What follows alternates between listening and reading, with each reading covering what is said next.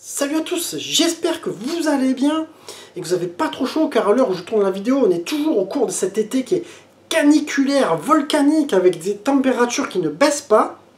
Et donc il y a quelques temps, vous avez dû voir un gameplay découverte pour le jeu Capcom Fighting Jam et je vous avais promis un test, donc le voici et on enchaîne tout de suite après le générique.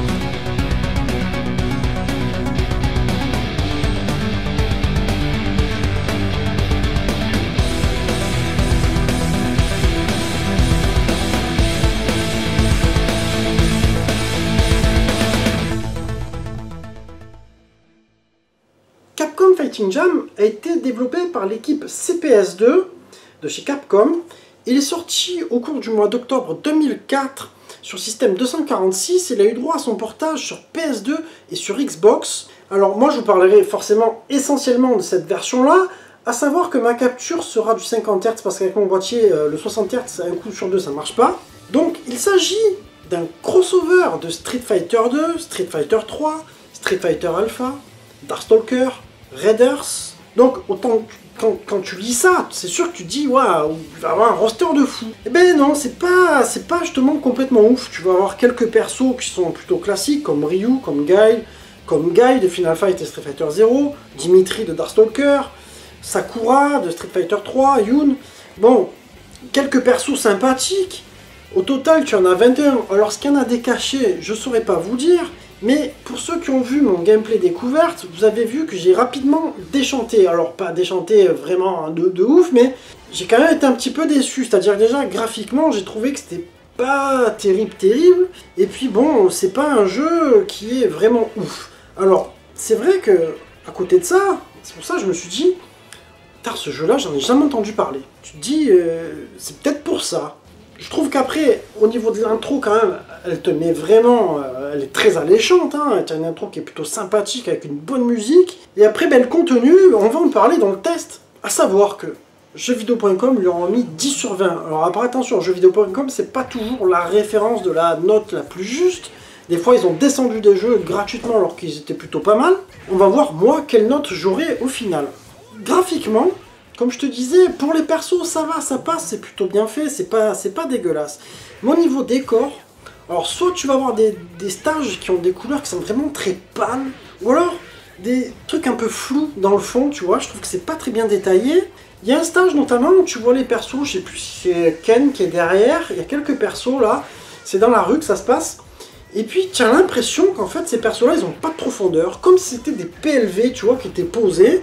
Ça bouge pas, c'est assez statique, ça on en parlera pour l'animation. Graphiquement, pour de la PS2, moi je trouve que ça craint quand même, enfin même pour cette année-là, 2004, je sens que ça n'a pas été très approfondi. Donc moi je serais sur une note de 14 sur 20, vous me direz si je trouve sévère, mais je trouve qu'il y a quand même eu des jeux un peu plus beaux à cette époque-là, notamment tous le Street Fighter 3 qui était plus ancien déjà, qui était pas mal. Au niveau animation, bon, t'as pas de ralentissement, c'est toujours l'animation. Chez Capcom, en général, c'est rarement foireux l'animation, on est d'accord, hein. Les persos, il n'y a pas de souci.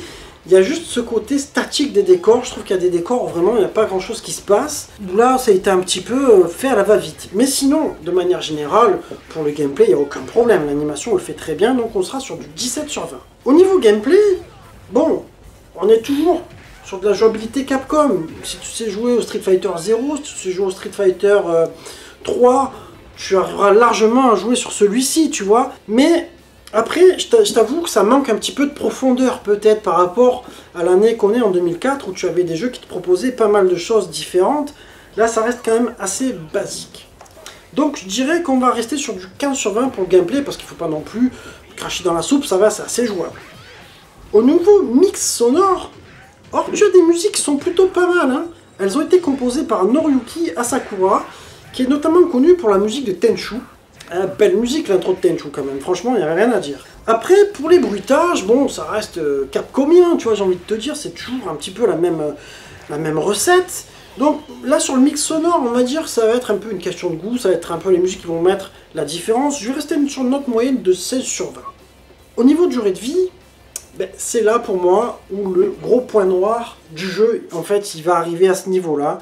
C'est que malgré le fait que tu aies 21 persos, alors peut-être qu'il y en a des cachés, mais le roster, franchement, tu vois, il casse pas des briques. Franchement, il manque des persos. Ben, je sais pas, il y a quelque chose qui fait que... Peut-être si tu joues à deux, tu vas t'amuser si t'as que ce jeu-là, tu vois. C'est-à-dire que si t'as pas un autre Street dans les mains, ou un autre Capcom versus SNK, tu vas jouer à celui-là avec un pote, bon, voilà. Mais si t'as les autres jeux, c'est pas un jeu sur lequel tu vas revenir, parce que justement, le roster, il te donne pas envie. C'est un peu comme quand je parle de Mark of the Wolf, où je trouve que le jeu, c'est un très bon jeu, mais au niveau roster, ça manque vraiment de personnages. Donc en verdict, moi... Si je prends ma moyenne, je tombe pas sur un 10 sur 20, mais sur un 14 sur 20, ce qui n'est pas catastrophique en soi. C'est un jeu Capcom, malheureusement, tu as tendance à en attendre beaucoup plus. Moi, ce que je dirais, c'est surtout que le jeu il a été bâclé. Déjà, au niveau graphisme, c'est pas le plus grave, mais bon, ça te met quand même une claque, tu vois. En général, il y a quand même eu de très beaux jeux, mais qui a été bâclé sur tout ce qui est contenu, c'est-à-dire au niveau du roster. Après, au niveau du gameplay, peut-être que ça manque un petit peu de magie, ça manque un petit peu de variété. Tu sais, tu es toujours sur ces systèmes de level, machin, qui restent un peu pareils. Donc voilà, c'est pas un jeu qui est catastrophique, mais c'est pas un jeu, je comprends pourquoi on n'en parle pas souvent, c'est pas un jeu qui rend fou les joueurs. En plus, il faut savoir qu'au niveau de sa cote, c'est pas un jeu qui n'est pas cher. Je crois qu'il tourne entre 50 et 70 balles quand même pour un jeu PS2, ça commence à le faire un peu haut, tu vois. Enfin voilà, on arrive sur la fin de ma vidéo, j'espère qu'elle vous aura plu. En même temps, je trouve que c'est bien parce que le gameplay découverte plus la vidéo fait vraiment un truc très complet. Donc pour ceux qui l'ont pas vu, je vous invite carrément à voir directement mon gameplay. Et puis ben, je vous dis à très bientôt les amis, et puis j'espère que ça ira mieux, que les chaleurs vont un peu partir avant le mois de septembre.